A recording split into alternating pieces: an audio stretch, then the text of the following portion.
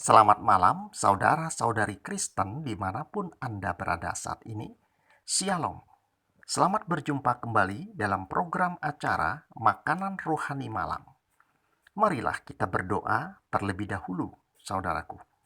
Bapa Surgawi, sebentar lagi kami mau mendengarkan firman-Mu.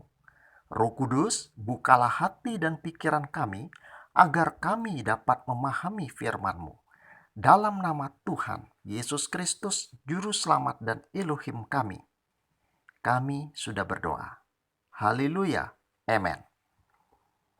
Hampir setiap hari kita mendengar, menonton, membaca berbagai berita tentang orang-orang yang jatuh dalam dosa perselingkuhan. Orang-orang yang jatuh dalam dosa perselingkuhan ini terdiri dari beragam usia dan latar belakang pendidikan. Dosa perselingkuhan ini termasuk dalam kategori dosa seks, yaitu dosa zina. Akibat dosa ini bisa menyebabkan terjadinya perceraian dalam suatu keluarga jika salah satu pasangan tidak bisa dan tidak mau mengampuni pasangannya yang telah berselingkuh dengan orang lain. Dosa selingkuh atau zina ini merupakan dosa khusus, yaitu dosa yang terjadi di dalam tubuh. Mari kita baca ayatnya. 1 Korintus pasal 6 ayat 18. Larikanlah diri engkau dari fornikasi. Setiap dosa yang dibuat seorang manusia adalah di luar tubuh, tetapi ia yang melakukan fornikasi berdosa terhadap tubuhnya sendiri.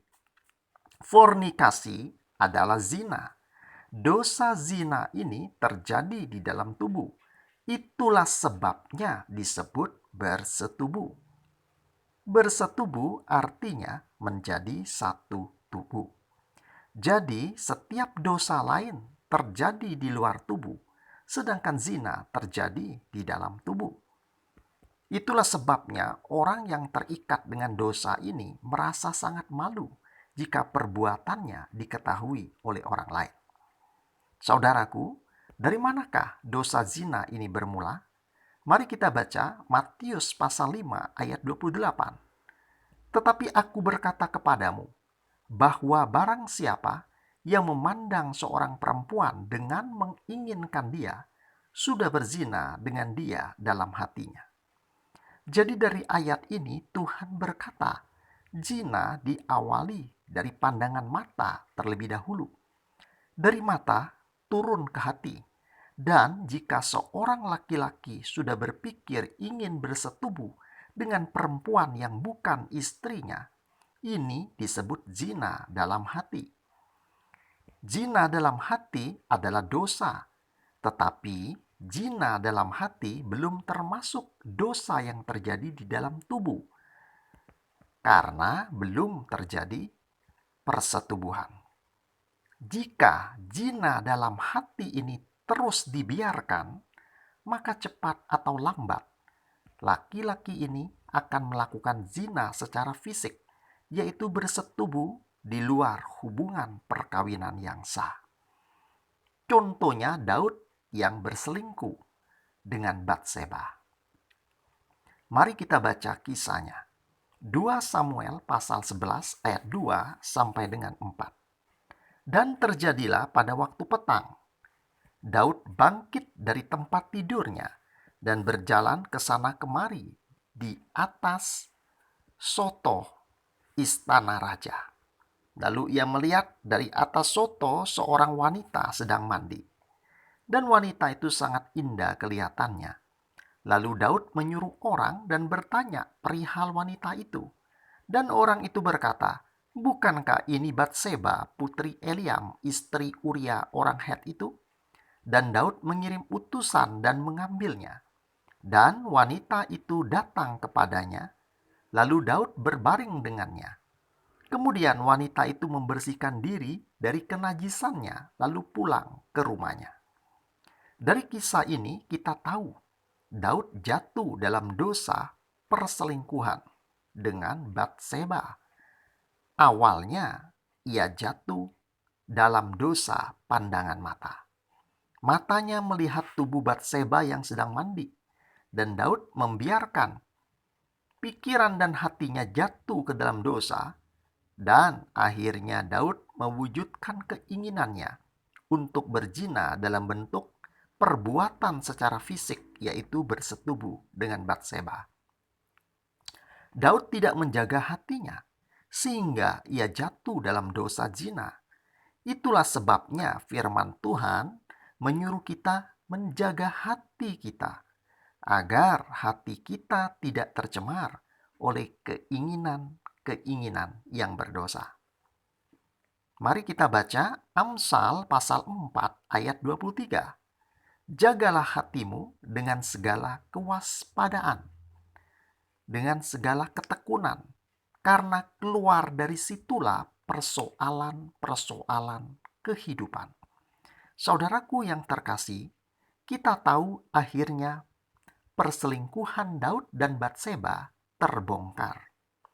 Jadi seperti peribahasa yang mengatakan, sepandai-pandainya tupai melompat, akhirnya akan jatuh juga.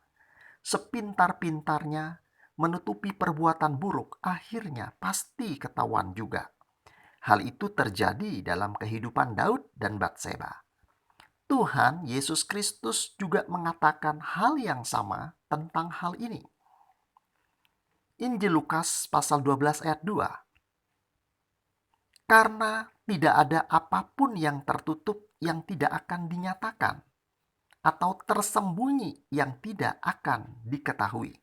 Demikianlah saudaraku, kita sudah tahu sekarang. Segala hal yang tertutup pasti akan disingkapkan Tuhan tepat pada waktunya. Selain itu, saudaraku, kita juga tahu ada yang dinamakan hukum tabur tuai. Orang yang melakukan zina atau perselingkuhan pasti akan menuai akibatnya. Galatia pasal 6 ayat 7. Janganlah ditipu, Elohim tidak diperolok-olokkan. Karena apapun yang ditaburkan manusia, itulah juga yang akan dituainya. Yang dituai oleh orang yang berselingkuh adalah perasaan malu jika aibnya diketahui oleh orang banyak. Mari kita baca Amsal pasal 6 ayat 32 hingga dengan ayat 33. Siapa yang berzina dengan wanita yang kesepian, dia sedang menghancurkan jiwanya sendiri. Dia akan mendapatkan kepedihan dan hinaan, dan aibnya tidak akan terhapuskan. Saudara perhatikan, dikatakan aibnya tidak akan terhapuskan.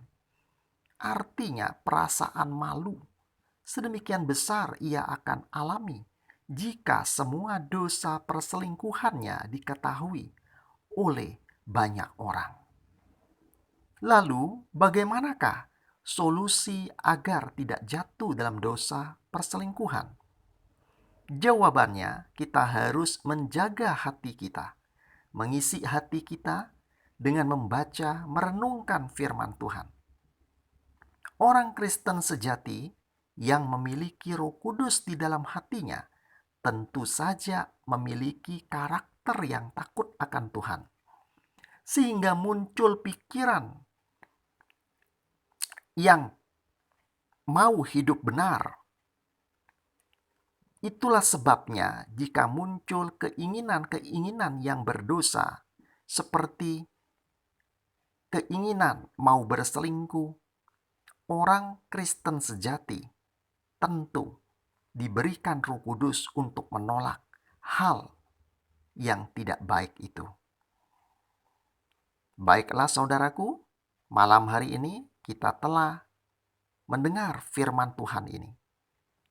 Saya percaya saudara semua diberikan kekuatan oleh Tuhan agar senantiasa hidup takut akan Tuhan dan menjaga kekudusan hubungan perkawinan saudara. Baiklah, mari kita berdoa sekarang.